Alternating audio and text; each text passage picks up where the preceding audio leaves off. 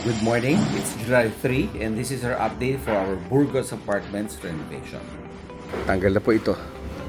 Tanggal na yung madulas. Palitan lang natin yan pag ipapantay na natin ang klebe ng ating flooring. So, yung ginagawa naman dito sa likod, I will show you later yung ginagawa yung mga biga sa likod. Yung aircon sa pharmacy, tinataas kasi tatawa ng slab yun.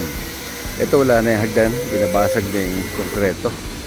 Ito yung mga galing sa likod, yung mga veranda natin, tinanggal na kasi tinatabtab na yung mga slab para i-connect na yung sa extension. Dito, update dito, magkaroon dito ng malalaking tubo, yung isa for the sewer line, yung isa para sa storm drain. So, wala na, oh. So, clear na yan. Magiging clear na yan. Tapos dito sa taas, bago tayo maggawa sa likod, ito ayos na itong mga last remaining na kailangan palitan.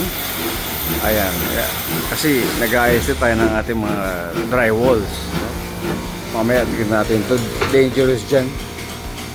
Ayan, tinatabtab na yung mga slab, pinapalabas yung bakal para kakabitan. Ayan, covered na. Maraming covered na kisame tayo. Yung electrical niyan, okay na yan. Yung nanggaling sa baba. Ito, naayos natin. Yung mga last remaining dito.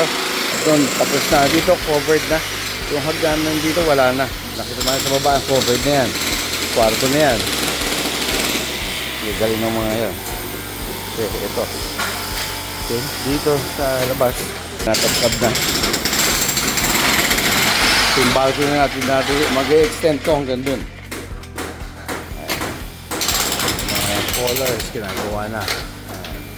Magbubuhos tayo dito Sabado, buhos na yan. Ito ang wall.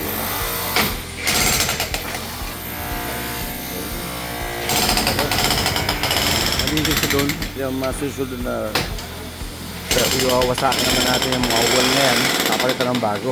Lalagyan ng mga pillars doon. Dito tayo sa kabila. Galing.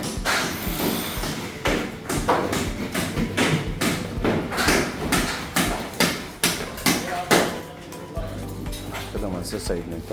Basta yung mga baka. Formwork. Naayos yung formwork. Ito, kakabit niya dun sa mga post natin dun. Ito naman yung aircon ng ating pharmacy, itataas na yan kasi tatamaan ng slab natin. So, ayun yung slab niya sa kabila, tinabtab na. Palalabasin na yung akal para kakabit na dun yung bagong slab natin.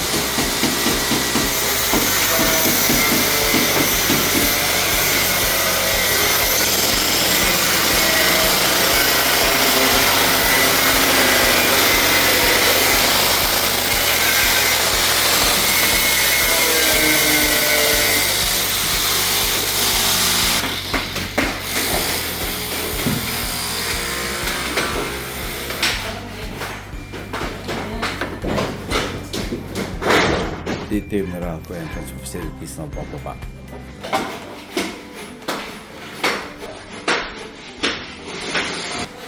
This is our update for July 3 for our Burgos renovation. Till next time. See you!